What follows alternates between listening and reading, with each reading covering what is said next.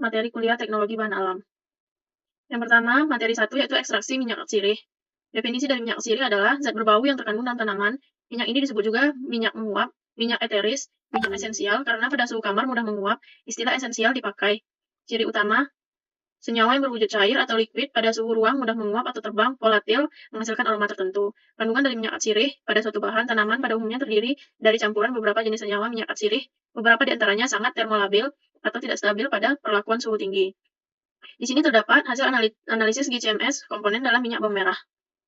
Selanjutnya metode. Metode yang pertama itu adalah destilasi. Destilasi terbagi 3. Yang pertama destilasi air uap, dan destilasi uap. Selanjutnya press, pelarut organik, entuerasi, maserasi lemak panas. Tahapannya ada 3, yaitu tahapan persiapan, pemanasan, dan pemeriksaan. Kelemahannya, senyawa rusak karena menggunakan panas. Kelebihannya itu teknologi sederhana, waktunya yang cepat, pemisahan yang mudah. Selanjutnya ada press, tahapannya persiapan, pengepresan, pemisahan. Kelemahannya waktu lebih lama, pemisahan lebih sulit. Kelebihannya teknologi sederhana, senyawa tidak rusak karena panas. Yang kedua yaitu pelarut organik. Tahapannya ada persiapan, ekstraksi, dan pemisahan. Kelemahannya yaitu pemisahan lebih sulit dan teknologi yang mahal. Kelebihannya yaitu waktu yang cepat, senyawa tidak rusak karena panas. Selanjutnya adalah maserasi lemak panas. Tahapannya persiapan, ekstraksi, dan pemisahan. Kelemahannya, pemisahan lebih sulit, waktu lebih lama, senyawa rusak karena panas. Kelebihannya teknologi yang sederhana. Selanjutnya ada fraksinasi dan isolasi. Fraksinasi berasal dari kata fraction atau bagian. Secara harfiah dapat diartikan sebagai mekanisme untuk memilah-milah atau memisah-misahkan suatu kumpulan atau kesatuan menjadi beberapa bagian atau fraction part. Atau lebih mudahnya dapat dikatakan sebagai proses pembagian kelompok. Mendapatkan fraksi atau bagian tertentu dari suatu ekstrak yang merupakan fraksi aktif. Melakukan isolasi atau pemisahan satu senyawa metabolit sekunder tunggal. Tujuan fraksinasi yaitu mendapatkan fraksi atau bagian tertentu dari suatu ekstrak yang merupakan fraksi aktif. Yang kedua, melakukan isolasi atau pemisahan satu senyawa metabolit sekunder tunggal. Selanjutnya ada fraksinasi, yaitu ekstraksi cair-cair. Yang kedua, kromatografi kertas atau kromatografi lapis tipis, kromatografi kolom, vakum liquid kromatografi, size exclusion kromatografi, solid phase extraction.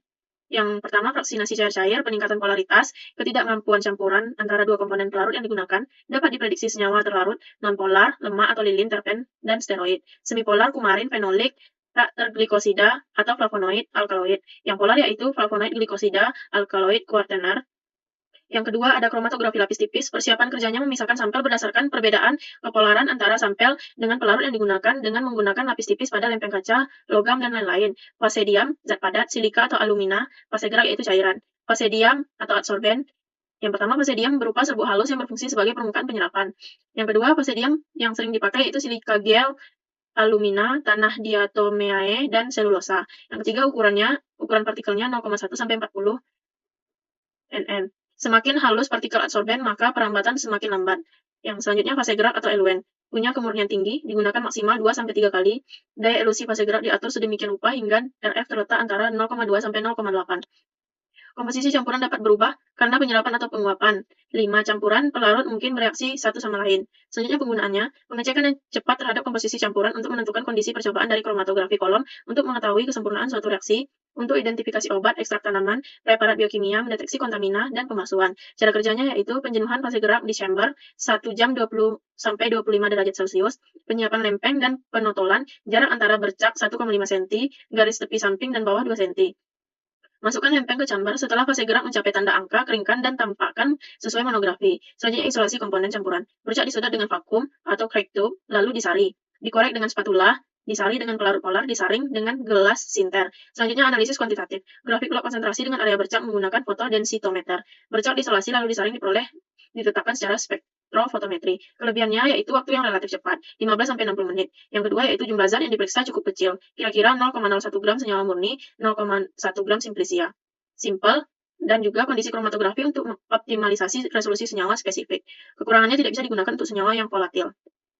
Yang ketiga yaitu definisi dari proses pemurnian kembali senyawa organik pada pengotornya dengan cara mengkristalkan kembali senyawa padat yang telah dilarutkan pelarut. Ketika senyawa organik mengkristal dari larutan, molekul dari senyawa lain yang ada di larutan akan dikeluarkan dari badan kristal sehingga didapat senyawa murni. Pemisahan berdasarkan peristiwa fisika atau kimia. Pemisahan secara fisika mengubah zat selama pemisahan. Secara kimia, satu komponen atau lebih direaksikan dengan zat lain sehingga dapat dipisahkan. Selanjutnya, cara atau teknik pemisahan campuran bergantung pada jenis, wujud, dan sifat komponen yang tergantung di dalamnya. Jika komponen berwujud padat dan cair, misalnya pasir dan air, dapat dipisahkan dengan saringan. Kemurniannya itu metode untuk mendapatkan komponen bahan alam murni, bebas dari komponen kimia lain yang tidak dibutuhkan. Prinsipnya pemisahan antara dua zat atau lebih yang saling bercampur, tujuan untuk mendapatkan zat murni dari suatu campuran atau larutan yang telah tercemar oleh zat lain. Tingkat kemurnian 95–100%. Prinsip kerjanya itu senyawa dilarutkan dengan pelarut yang dapat melarutkannya pada suhu tertentu. Ketika dan senyawa jenuh berisi pelarut dengan suhu tinggi dan senyawa dibiarkan mendingin, kelarutan senyawa akan menurun sehingga membentuk kristal keluar dari larutan.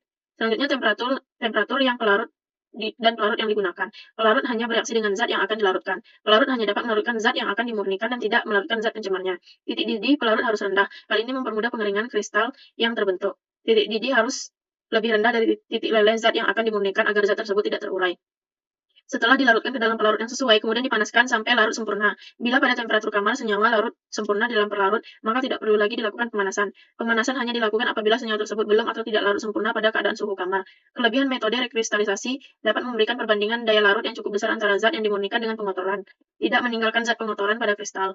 Zat pengotor mudah dipisahkan dari kristal. Metode pemisahan campuran cair padat yang paling baik adalah metode rekristalisasi. Kekurangan dari metode rekristalisasi yaitu larutan yang dipisahkan harus memiliki daya larut lebih besar. Jika tidak, maka zat yang dimurnikan akan susah dipisahkan.